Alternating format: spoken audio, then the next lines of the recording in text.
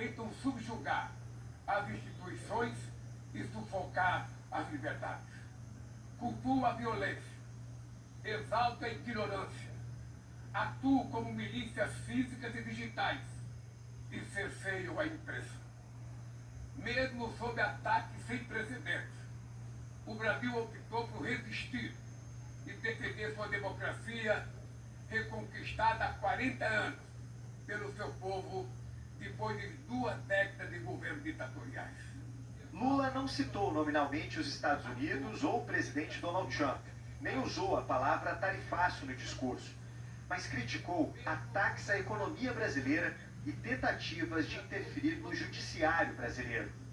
Não há justificativa para as medidas unilaterais e arbitrárias contra nossas instituições e nossa economia. A agressão contra a independência do Poder Judiciário é inaceitável. O presidente rejeitou a possibilidade de anistia. Essa ingerência em assuntos internos conta com o auxílio de uma extrema-direita subserviente e saudosa de antigas hegemonias. Falsos patriotas arquitetam e promovem publicamente ações contra o Brasil. Não há pacificação com impunidade. Na sequência, sem mencionar diretamente o nome de Jair Bolsonaro, Lula lembrou a condenação do ex-presidente no Supremo Tribunal Federal. Pela primeira vez em 525 anos de nossa história, um ex-chefe de Estado foi condenado por atentar contra o Estado Democrático de Direito. Foi investigado, indiciado e julgado, e responsabilizado pelos seus atos em um processo minucioso. Teve amplo direito de defesa, prerrogativa que as ditaduras negam às suas vítimas. Diante dos olhos do mundo, o Brasil deu um recado a todos os candidatos autocratas e aqueles que os apoiam. Nossa democracia e nossa soberania são inegociáveis. Seguiremos. Na plateia estavam o secretário de Estado americano, Marco Rubio, e o secretário do Tesouro, Scott Bessent, que ontem anunciou sanções contra a esposa do ministro do STF, Alexandre de Moraes. O presidente Lula defendeu também a regulamentação das plataformas digitais. A internet não pode ser terra sem lei. Cabe ao poder público proteger os mais vulneráveis. Regular não é restringir a liberdade de expressão. É garantir que o que já é ilegal no mundo real seja tratado assim também no ambiente digital, no ambiente virtual. Ataques à regulação serve para encobrir interesses escusos e dar guarida a crimes como fraudes, tráfico de pessoas, pedofilia e investidas contra a democracia. Sobre o conflito na Ucrânia, Lula disse que uma solução realista deve levar em conta preocupações de todas as partes, o que equipara o país invasor, a Rússia, ao invadido, a Ucrânia. No conflito na Ucrânia, todos já sabemos que não haverá solução militar. É preciso pavimentar caminhos para uma solução realista. Isso implica levar em conta as legítimas preocupações de segurança de todas as partes. Ao falar sobre a guerra em Gaza, o presidente condenou os ataques terroristas de 7 de outubro de 2023, mas não citou os reféns que continuam nas mãos do Hamas, e mais uma vez classificou a resposta de Israel de genocídio. Nenhuma situação é mais emblemática do que o uso desproporcional e ilegal da força do que a da Palestina. Os atentados terroristas perpetrados pelo Hamas são indefensáveis sob qualquer ângulo, mas nada, absolutamente nada, justifica o genocídio em curso em Gaza. Quero expressar minha admiração aos judeus que dentro e fora de Israel se opõem a esta punição coletiva. O povo palestino corre o risco de desaparecer. Só sobreviverá como um Estado independente integrado à comunidade internacional. Durante o discurso, as cadeiras da delegação de Israel ficaram vazias. O presidente citou a COP30, a Conferência do Clima da ONU, que será realizada em novembro em Belém, e cobrou mais financiamento dos países ricos para o combate às mudanças climáticas. A COP30 em Belém, no Brasil, será a COP da verdade. Será o momento de os líderes mundiais provarem a seriedade de seu compromisso com o planeta, exigir maior ambição e maior acesso a recursos e tecnologias não é uma questão de caridade, é apenas uma questão de justiça. Lula concluiu com a defesa das organizações internacionais. No futuro que o Brasil vislumbra, não há espaço para a reedição de rivalidades ideológicas ou esfera de influência. O século XXI será cada vez mais multipolar. Para se manter pacífico, não pode deixar de ser multilateral. Na comitiva americana, os aplausos vieram do secretário do Tesouro, Scott Bessent. O governo brasileiro disse que Trump assistiu a Lula numa sala, enquanto esperava para discursar. Depois de Lula, foi a vez do presidente americano Donald Trump. Durante quase uma hora, Trump fez elogios ao próprio governo, criticou os países que reconheceram a Palestina e chamou os estudos sobre mudanças climáticas de farsa. A manhã de Donald Trump começou com um contratempo. A escada rolante da entrada principal da ONU parou de funcionar assim que ele e a primeira-dama Melania Trump subiram nela. Minutos depois, Trump começou com uma ironia o discurso mais longo que um presidente americano já fez na ONU. Disse que o teleprompter, onde leria o discurso, não estava funcionando e que a pessoa responsável estaria em apuros. That whoever's operating this teleprompter is in big trouble. Ao longo do discurso, mencionaria ainda o defeito na escada rolante e uma suposta má qualidade do piso da sede da ONU, mas dedicou a maior parte do tempo a falar dos primeiros 8 meses de seu mandato. Os Estados Unidos são abençoados com a economia mais forte, as fronteiras mais fortes, o exército mais forte, as amizades mais fortes e o espírito mais forte de qualquer nação na face da Terra.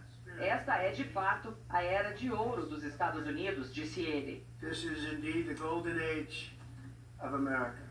Trump criticou os países que reconheceram o Estado palestino. Esta seria uma recompensa aos terroristas do Hamas por essas atrocidades horríveis, incluindo o 7 de outubro, mesmo enquanto se recusam a liberar os reféns ou aceitar o cessar-fogo, disse Trump. Even while they refuse to release the hostages or accept the ceasefire. E fez críticas à ONU, desta vez afirmando que a organização financia a crise imigratória. Aconselhou outros países a seguir seu exemplo e fechar as fronteiras. Nos Estados Unidos, rejeitamos a ideia de que um grande número de pessoas de terras estrangeiras possa viajar para o outro lado do mundo, atropelar nossas fronteiras, violar nossa soberania, causar crimes sem limites e esgotar nossa rede de segurança social. And deplete our social safety net. Em seguida, Trump chamou as mudanças climáticas de a maior farsa do mundo, negando décadas de pesquisas ambientais. Mudança climática, se esquenta ou se esfria, aconteça o que acontecer, é sempre mudança climática. É a maior farsa já perpetrada no mundo, na minha opinião. It's the greatest con job ever perpetrated on the world, in my opinion. Cientistas ligados ao próprio governo de Trump e ao Congresso americano contradizem o presidente. Um relatório divulgado na semana passada por um grupo de pesquisadores concluiu que as evidências das mudanças climáticas no mundo todo são incontestáveis, assim como os prejuízos para a saúde humana. Trump defendeu o tarifaço, imposto por ele a dezenas de países e que está levando à disrupção no comércio internacional de diversos países. A única coisa diferente é que temos centenas de bilhões de dólares fluindo para o nosso país. Mas é assim que garantiremos que o sistema funcione para todos e seja sustentável no futuro. Também estamos usando tarifas para defender nossa soberania e segurança em todo o mundo, inclusive contra nações que se aproveitaram de governos anteriores dos Estados Unidos por décadas. U.S. administrations for decades, including. Num determinado momento do discurso, o presidente americano passou a se referir ao Brasil. Disse que o país estava sendo alvo de taxação por ter interferido nos direitos e liberdades dos cidadãos com censura, repressão e com perseguição judicial a adversários políticos nos Estados Unidos. De repente, Trump interrompeu a leitura do texto do teleprompter e passou a falar de improviso. E contou que tinha encontrado o líder do Brasil, que saía do plenário quando ele, Trump, estava entrando. Segundo o presidente dos Estados Unidos, os dois se abraçaram e concordaram em se encontrar na semana que vem. Ainda falando sobre o presidente brasileiro, Trump disse que lhe pareceu ser um homem muito bom e que durante os 39 segundos do encontro houve uma química ótima. Palavras dele. Dito isso, o presidente americano voltou a atacar. Disse que no passado o Brasil taxou injustamente os Estados Unidos, mas que agora as tarifas americanas eram o troco, a resposta muito dura que estava dando.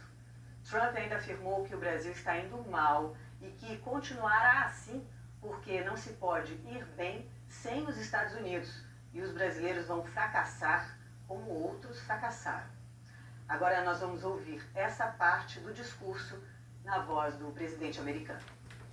Brazil now faces major tariffs in response to its unprecedented efforts to interfere in the rights and freedoms of our American citizens and others, with censorship, repression, weaponization, judicial corruption, and targeting of political critics in the United States. I have a little problem saying this because I must tell you, I was walking in and the leader of Brazil was walking out. We saw him and I saw him, he saw me, and we embraced. And then I'm saying, can you believe I'm going to be saying this in just 2 minutes?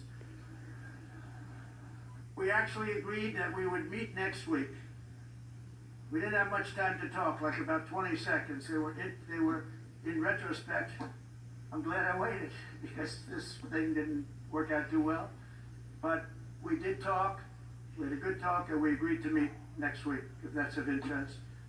But he seemed like a very nice man, actually. Me, I liked him. But if you, and I only do business with people I like. When I don't like them, I don't like them. But we had, at least for about 39 seconds, we had excellent chemistry. It's a good sign. But also in the past, Brazil, can you believe this, unfairly tariffed our nation, but now because of our tariffs, we are hitting them back, and we're hitting them back very hard. As president, I will always defend our national sovereignty and the rights of American citizens. So I'm very sorry to say this. Brazil is doing poorly and will continue to do poorly. They can only do well when they're working with us. Without us, they will fail, just as others have failed. It's true. Depois dos comentários de Trump sobre a possibilidade de uma reunião com Lula, a cotação do dólar comercial caiu para R$ 5,27, que é o menor valor desde 6 de junho do ano passado. A Bolsa de Valores brasileira subiu 0,91% com um novo recorde de pontos. E o presidente americano voltou a surpreender o mundo mais tarde, ao revelar uma mudança de posição sobre a guerra entre Rússia e Ucrânia. Essa postagem numa rede social foi após os outros compromissos do dia. Depois do discurso, Trump